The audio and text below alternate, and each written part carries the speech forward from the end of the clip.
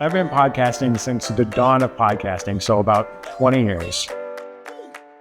With Maximum Fun, I always wanted something that would sustain my creative work and the creative work of my pals. Like, I knew that what we wanted was to have jobs making something, not just gigs making something.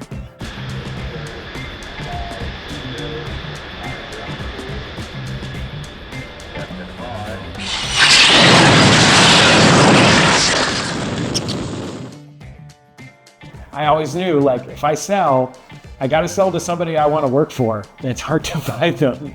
And I thought, well, do I want to work for my fellow workers? Yeah, you bet I do. I like these people. And I called my father-in-law, who worked until very recently at an employee-owned hardware store in the Bay Area. And I said, Steve, is there a way out of this? Do I have to have meetings with investment bankers? And he said, find somebody who can help you look into employee ownership. So for me, it started with a web search. I may have literally Googled, what be employee ownership? And I cold emailed Project Equity. He connected with the folks at Project Equity as a way of figuring out a way that he could no longer own the business, but it could also continue set up around the values that he had established for the company and protecting the people who he worked with, and who he still works with to this day. What we're looking for here is legacy. We're looking to future-proof that business so it's able to continue to maintain those systems, not just for the next cycle of ownership, like 5 years, 20 years, but even generational. So we talked through what kind of employee ownership might work. And then I brought it to our managing director, our top executive. He was excited about it. And so we eventually had a meeting. We got everybody together and we said, we have something really important to tell you. There's part of me that thought, something very big is happening. And then I thought, are people losing their jobs? Is Jesse selling the company and then we're going to lose our jobs, or we're going to radically change what this place is all about? I thought the most likely scenario was that Jesse was selling the company. And Jesse said, I want to sell the company, but I want to sell it to you. I was right, kind of, but not in the way I was expecting. I was very intrigued, a little just it was a lot to take in all at once. Everybody was so motivated to do this special thing.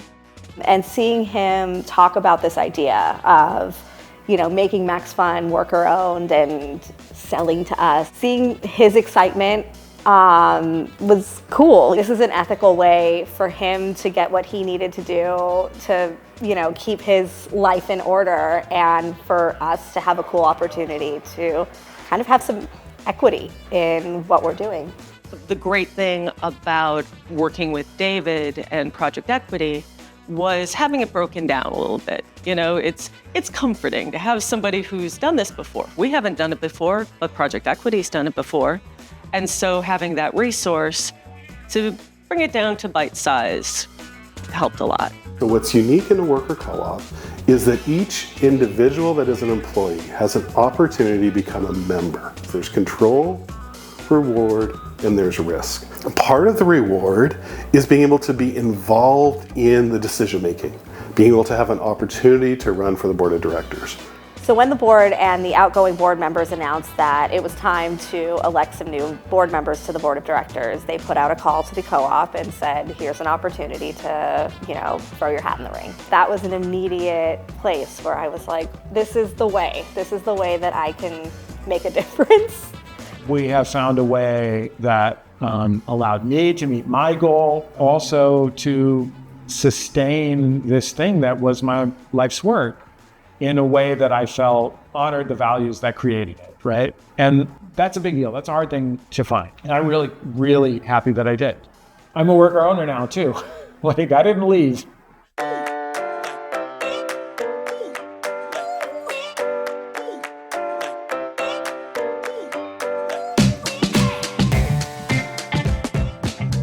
Just remember, all great radio hosts have a signature sign-off.